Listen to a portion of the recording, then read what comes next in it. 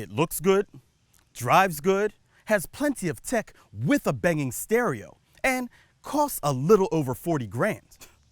I've reviewed non-premium compact crossovers that cost more than that. I'm Chris from AutoAcademics, and this is the all-new 2025 Acura ADX A-Spec with the advanced package and all-wheel drive. Yup, Acura's all-new ADX is hitting a sweet spot for value in the premium compact crossover segment.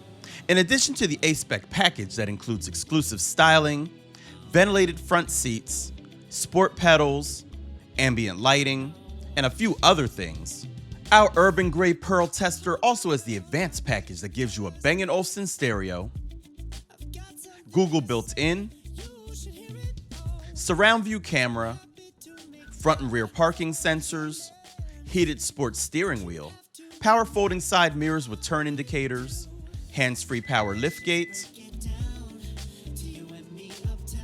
rain sensing wipers, and remote engine start.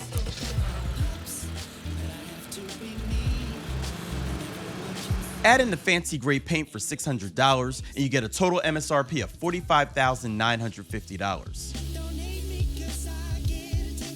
While classified as a compact crossover, the ADX is larger than many of its key European competitors, and this A-Spec trim adds some sportiness to it.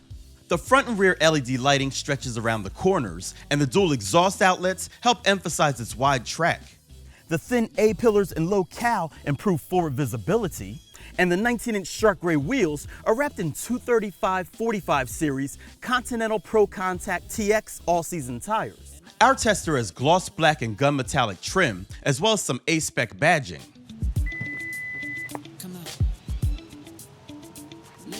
Open the power rear hatch and you'll find 24.4 cubic feet of cargo space. Fold the 60/40 rear seats down and you get 55.1 cubic feet in all. There are cargo tie-downs, a 12-volt outlet, and there's a foam organizer to store the jack with some other small things. And the compact spares beneath it all.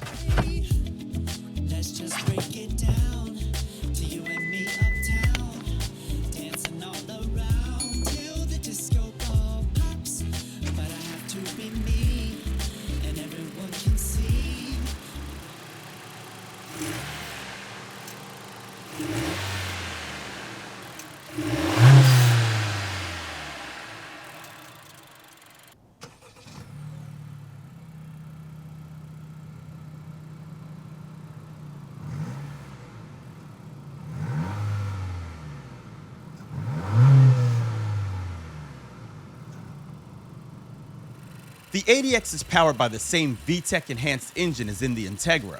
Output is slightly less though at 190 horsepower and 179 pound-feet of torque. A continuously variable transmission handles the revs while sending power to all four wheels. The integrated dynamics mode consists of sport, normal, comfort, snow, and individual settings. That last one allows you to configure the engine, steering, engine sound, idle stop, and gauge details. EPA estimated fuel economy is rated at 25 miles per gallon city, 30 miles per gallon highway, and 27 miles per gallon combined. AutoAcademics achieved 26.6 miles per gallon during testing on the recommended premium fuel.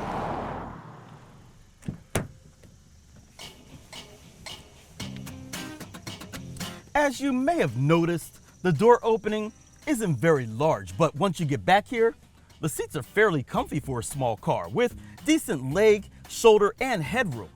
Although the seats do feel a bit close to the floor.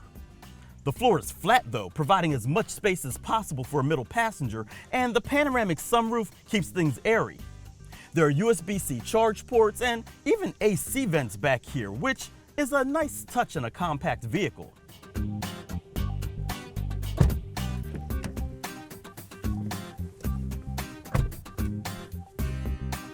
I like the red and black motif of this interior. It's definitely a sporty vibe.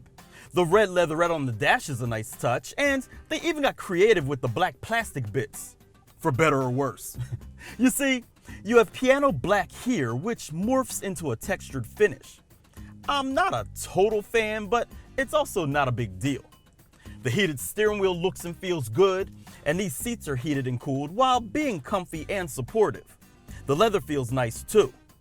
The 9-inch color touchscreen is kind of small by today's standards, but this is a small car. Plus, its resolution is clear and the system is responsive. Unfortunately, as with pretty much all cars, the wireless charging doesn't work well with my phone, but the USB-C charge ports provide super fast charging, and there's a 12-volt outlet too. Now, surprisingly, the cup holders aren't that great, and neither is the camera resolution. There's no satellite radio either, but find the right music streaming service, and the Bang & Olufsen stereo sounds great, with bright, clean highs, deep, punchy bass, and a wide soundstage. It even has a center channel and speakers in the ceiling for 3D sound. I don't like how you adjust the treble and bass, but once you find the sound that you like, you shouldn't have to mess with it again. Other interior features include a 10.2-inch digital instrument cluster, dual-zone climate control, 12-way power driver's seat, 4-way power front passenger seat, wireless Apple CarPlay and Android Auto, auto-dimming rearview mirror, Acura branded puddle lamps, Wi-Fi hotspot, Acura Link, and keyless entry with push-button start.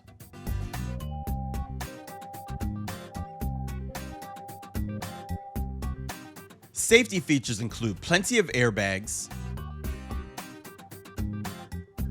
tire pressure monitoring system, blind spot monitor, rear cross traffic monitor, traffic sign recognition, and driver attention monitor. There's also Acura Watch that adds adaptive cruise control, collision mitigation braking, forward collision warning, lane departure warning and lane keeping assist, road departure mitigation, and low speed braking control. So, now that we've addressed all of that, it's time to take it out and see how it drives.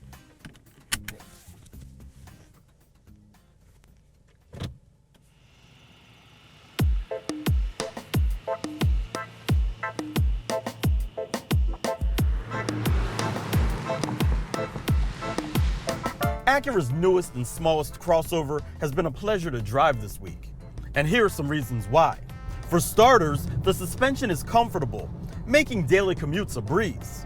But it's not boring, as the chassis doesn't mind playing around a bit. Nothing extreme, but it is enjoyable. Now, the turning radius isn't as tidy as what I'd expect from a car this size. And the steering isn't quick, but it does have some heft to it, making it easier to place the wheels where you want them. All that performance stuff is a moot point though, since the tires will give up much sooner than the chassis. But replace them with some higher performance all seasons and you should notice the difference. And while it's truly been a joy to drive around town, my experience on the highway was a bit more varied.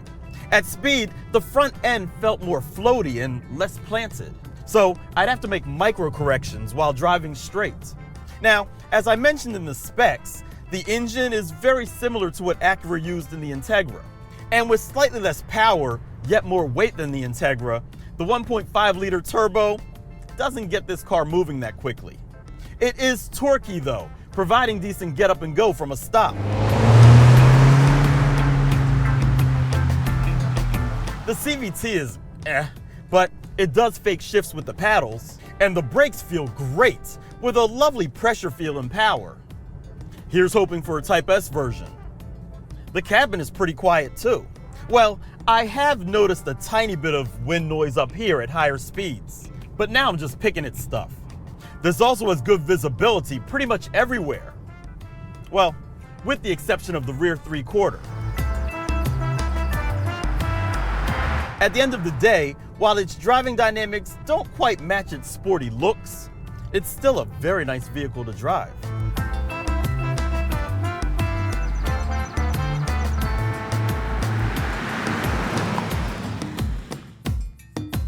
Alright, so let's sum it up. It looks good, drives good, has plenty of tech with a banging stereo, and costs a little over 40 grand. Thoughts? Let us know in the comments below. If you like this video, give it a thumbs up, don't forget to subscribe and hit that bell icon so you don't miss what we have coming up next. I'm Chris from AutoAcademics. Thanks for watching.